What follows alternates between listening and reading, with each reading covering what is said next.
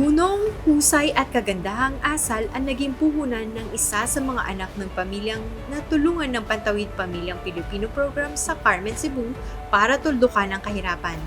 Edukasyon ang naging susi nila sa pagbubukas ng pinto sa mga oportunidad na dumating sa kanilang buhay. Nagsumikap sa pag-aaral at nagtapos ng may karangalan ang nag-iisang anak na babae ng pamilya Colipano. Ano pa kaya ang inialay niyang tagumpay para sa buong pamilya?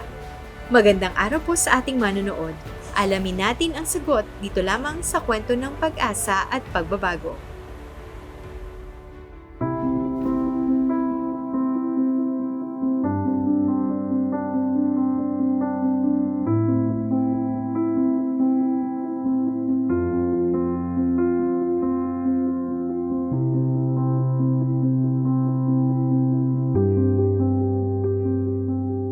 I am planning to teach in DepEd and currently I am waiting for the results. Yun talaga yung goal ko or pangarap ko ever since.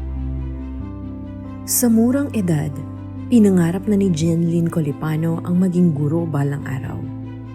Hindi naman ito naging mahirap para sa kanya dahil achiever siya at laging nakakatanggap ng karangalan sa paaralan.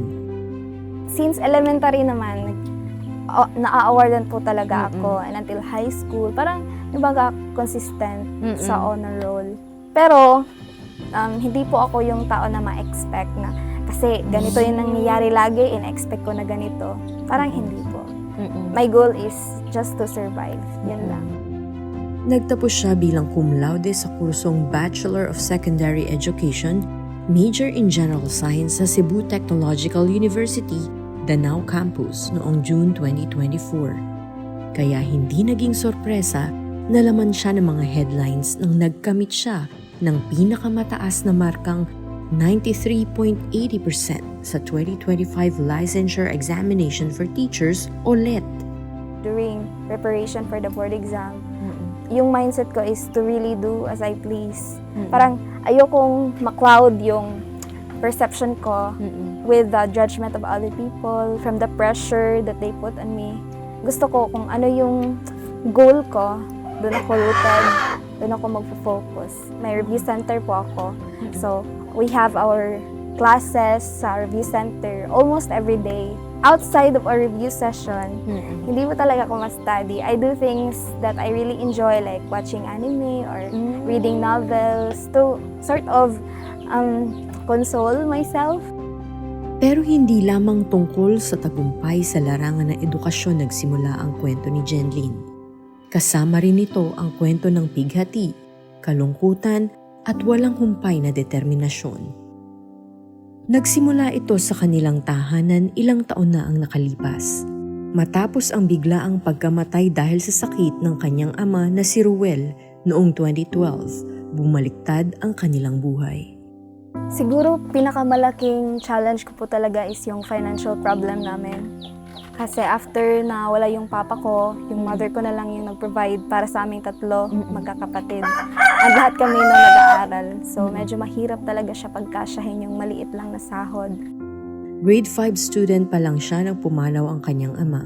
Ang kanyang biglaang pagpanaw ay nag-iwan sa nagdadalamhating asawa at mga anak ng mabigat na kawalan. Hindi lamang sa emosyonal, kundi pati na rin sa pananalapi. Naging mahirap siyang tanggapin kasi biglaan yung naging pagkamatay niya. Natutulog lang kami, tapos nagising yung mama ko kasi parang humihilik siya ng malakas. Yun pala, inaatake na siya sa puso. So, ganon kabiglaan. Naharap sa matinding pasanin ang kanyang inang si Jen na naging mag-isang provider ng pamilya. Dahil sa walang regular na kita, ang bawat araw ay naging isang pakikibaka upang mabigyan ng pangunahing pangangailangan ang kanyang tatlong anak na sina Christian Rowie, Jenlyn at Ruel Jr. Sobrang hirap kasi kailangan kong magdubli kayod ng trabaho. Tapos kailangan ko iwan ang mga bata dun sa bahay namin. Iniisip ko pa kung paano ko pa sila bubuhayin, paano ko pa sila pagpaaralin. Nawala na talaga akong pag-asa noon na makapagtapos ko sila sa pag-aral kasi maliit lang naman ang sahod ko, ma'am.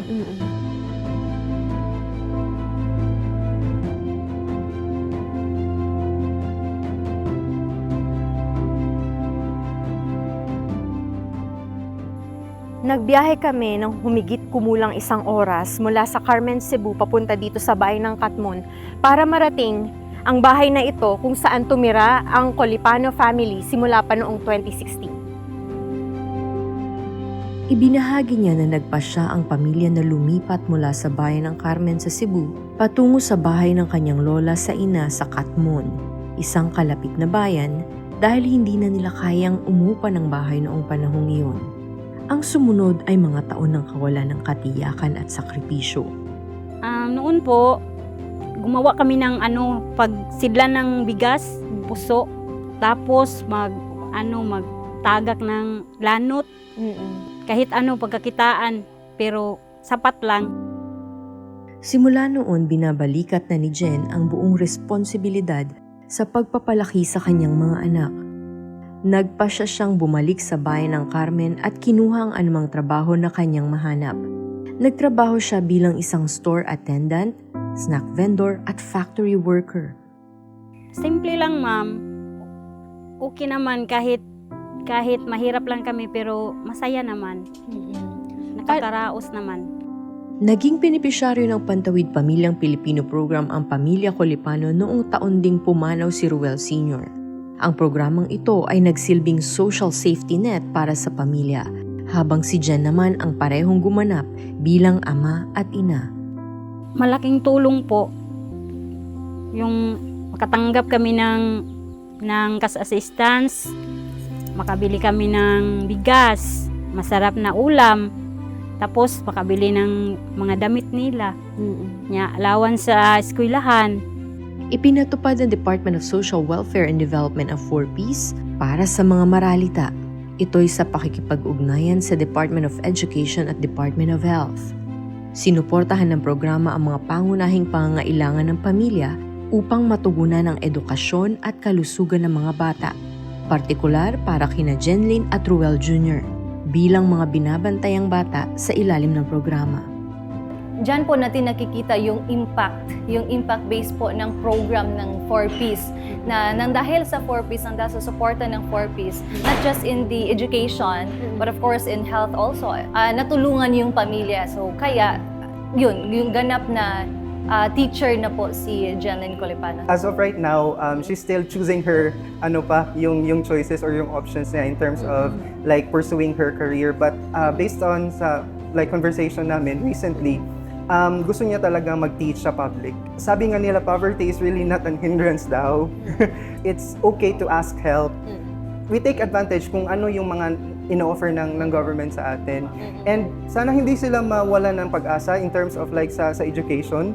Kasi ito talaga yung pinaka-importante sa lahat, yung education. Sobrang salamat po sa 4Ps dahil malaking tulong po sa amin. Kasi nung namatay yung asawa ko, bago lang kami noon sa 4Ps. Siguro kung wala siguro ang 4Ps, sobrang hirap. Malaking tulong po talaga sa pag-aaral nila, pagkain namin. Malaking tulong po. Maraming salamat po talaga 4Ps. Ang suporta ay may malaking epekto sa pamilya, lalo na sa pagbili ng mga gamit sa paaralan, uniforme, sapatos at bag. Nagbigay din ito ng suporta para sa kanilang allowance sa paaralan at karagdagang budget para sa kanilang mga pagkain. Ang mga cash grant ay nagbigay daan kay Jenlyn na lumahok sa iba't ibang mga extracurricular na aktibidad tulad ng Girl Scouting at iba pang mga kaganapan sa paaralan na nag-ambag sa pagpapabuti ng kanyang pag-aaral. Siyempre, hindi naging madali yung pagpasok sa programa. May mga requirements, may mga kailangan kang ipasa. May condition. Oo. So, yun din yung sa mama ko na talagang pinursige niya na makapasok kami. But kung wala yung 4Ps, magiging mas mahirap siya. Para kay Jenlyn, higit pa sa pagbibigay ng suportang pinansyal ang ginawa ng 4Ps. Ibinalik nito ang kanyang pag-asa na muling mangarap at binigyan siya ng kapangyarihan na ituloy ang kanyang mga mithiin. Inisip ko lang talaga siya, yung mga challenges ko as sa motivation to pursue my dreams and really put my faith into everything that I do para lang makapagpursige ako every day. Nag-enroll siya sa programang Bachelor of Secondary Education major in General Science sa Cebu Technological University, Danao Campus. I really love science. Simula high school, I'm one of my school's representatives sa Science Quiz Bowl. Yun. Tapos, malayo nung nararating ko nang dahil sa science. Ipinagmamalaki rin ni Jenlyn ang pagiging scholar sa ilalim ng Department of Science and Technology Undergraduate Scholarship Program. My teacher from high school tagged me in a Facebook post na, Dai, you should try this, and yun yung DOST scholarship. And yun, tinry ko na mag-exam, and thankfully naman, naipasa ko yung DOST scholarship. Ipinatupad ng DOST ang undergraduate scholarship program na ito para sa mga karapat-dapat na mag-aaral mula sa mga pamilyang mababa ang kita na ang taunang kabuuang kita ay hindi lalampas sa poverty threshold. Because DOST scholar ako, need science-related yung course ko. So either math or science. I love science. Tulad ni Jenlyn, ang mga tatanggap ng scholarship ay dapat magtapos ng Bachelor of Science degree sa mga larangan tulad ng Science, Mathematics o Engineering. Hindi lang sa pag-aaral yung tuition yung goal niya. Nagbibigay rin sila ng living allowances, book allowances, graduation allowance, and even beyond graduating college, natutulungan din nilang makapaghanap ng trabaho yung DOST scholar nila. Sa kabila ng maraming hamon na kanyang hinarap sa kanyang pag-aaral, sa huli, nagtapos si Jenlyn noong Hunyo 24, 2024 na may mga parangal bilang cum laude. Nang lumabas ang resulta ng March 2025 LET noong May 23, 2025, tagumpay niyang nakamit ang top ranking sa higit sa 38,000 mga guro sa sekundaryang kumuha ng pagsusulit sa buong bansa. All of us are shouting with joy. So, yung success niya is also your success, di ba? Success ng institutions, success ng lahat ng faculty. Because hindi lang namin nakuha yung top 1, we're 100% passing rate. We are so proud of you. This is a very big accomplishment jud sa CTU Danao, being the top 1. And I pray nga, you will stay humble lang gid ka always. Asa ka dalon sa Ginoo, in your workplace. And always be respectful sa imong mga future nga mga co-workers, your students. My very first motivation was iahon yung mama ko sa kahirapan na naranasan namin. Kasi I had this great success because she did all the grunt work behind. So gusto ko na siya naman yung makaranas ng buhay na hindi mahirap. Para yun yung motivation ko na to really do good in school and do good in life. Bilang isang paraan ng pagbabalik sa gobyerno para sa pamumuhunan sa kanyang pag-aaral sa mga nakaraang taon, naghahangad si Jenlyn na magturo sa isang pampublikong paaralan. Thank you so much for Peace and DSWD, of course our government, for having programs like For Peace na can really make a difference in the people's lives. Yung kumbaga, naging stepping stone siya sa akin na ma-pursue yung college dream ko. And hindi lang ako, but as well as other youth na naging beneficiary din ng For Peace. So I'm very thankful na achieve ko to with the help of the government. Sa pangangarap na magbigay ng inspirasyon sa iba pang mga pamilya, inihayag niya na ang kanyang paglalakbay ay hindi lamang tungkol sa kanyang pagtakas sa kahirapan, ngunit tungkol sa pagpapatunay na ang pag-ahon sa kahirapan ay posible para sa sinumang handang magtrabaho para dito. Have the mindset that your situation right now doesn't define your potential or your future. I mean, you fuel your determination to succeed by your hard work.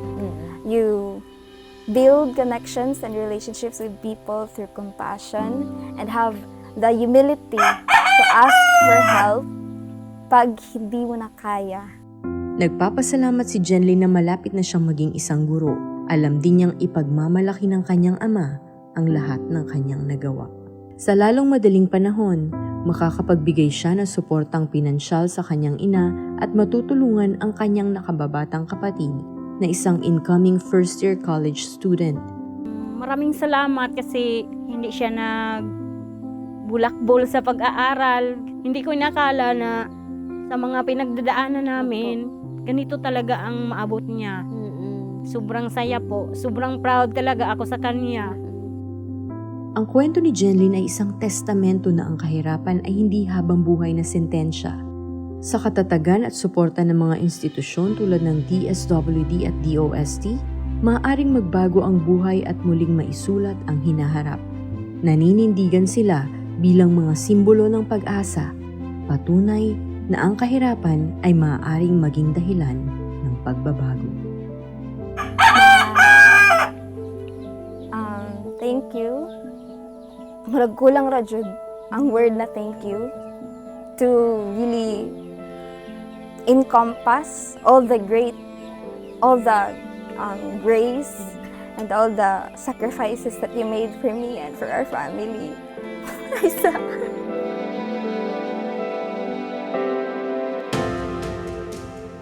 If not for your efforts, I will not be here right now.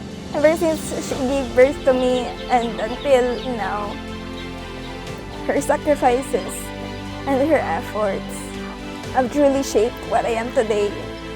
You are strong as a mother, as a woman. So thank you.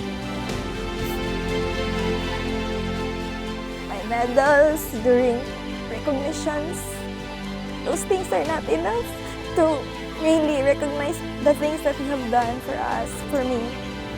But those are the only things that I can offer. So, please bear with me.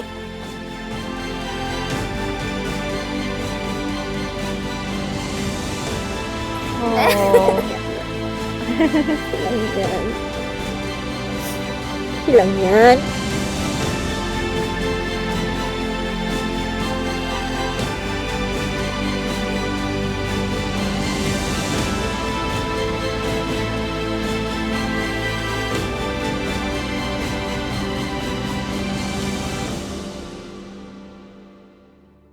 Hindi kailanman dapat maging hadlang ang kahirapan para tuparin ang mga pangarap. Yan ang pinaniniwalaan ng mga taong masisikap. Sabi nga sa kasabihan, nasa Diyos ang awa, nasa tao ang gawa. Sa patuloy na pag-akay ng pamahalaan sa mga maralita, naway samahan din natin ng pagsisikap ang pag-usal ng dasal at paghingi ng awa. Gaya ng mga kababayan nating nagtagumpay sa ilalim ng mga programa ng DSWD, kaya nyo rin gamiting tulay sa pag-ahon ang mga biyayang binibigay ni Numan. Naway nagsilbing aral at inspirasyon ang kwento ng pamilya Colipano ngayong araw. Ako po si Bianca Piedad Tamundong ng DSWD Traditional Media Service na nagsasabing sa bawat hamon ng buhay, ang DSWD ay patuloy ninyong magiging kaagapay. Hanggang sa susunod na Martes, abangan po ninyo muli ang isa na namang kwento ng pag-asa at pagbabago.